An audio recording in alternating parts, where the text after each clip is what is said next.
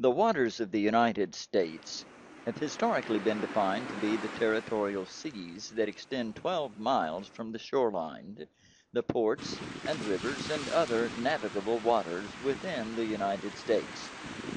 Historically, navigable has meant waters in which a canoe would float.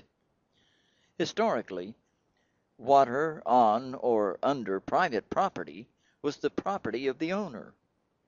No more.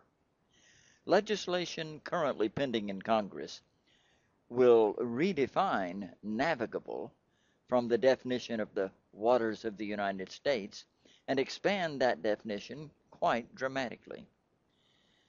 Senate Bill 787 says, waters of the United States means all waters subject to the ebb and flow of the tide, the territorial seas, and all interstate and intrastate waters and their tributaries, including lakes, rivers, streams, including intermittent streams, mudflats, sandflats, wetlands, sloughs, prairie potholes, wet meadows, playa lakes, natural ponds, and all impoundments of the foregoing, to the fullest extent that these waters or activities affecting these waters are subject to the legislative power of Congress under the Constitution.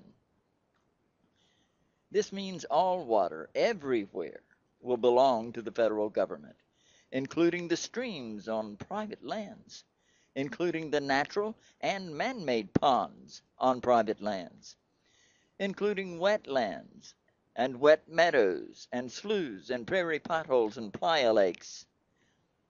It matters not who owns these lands or how much was paid for them. With the passage of this law, it will all belong to the government.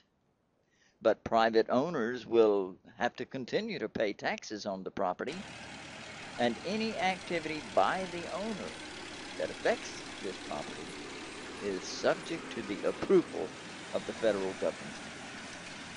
It matters not that the Constitution says that private property cannot be taken by the government for public use without just compensation. Congress is poised to effectively take hundreds of millions of acres of private property from owners, claiming ownership of the water and redefining land to be the waters of the United States. Senator Russ Feingold sponsored Senate Bill 787. Ask your congressman to kill it. Leave non-navigable waters in the hands of the states, and leave the land on which it flows in the hands of the owners.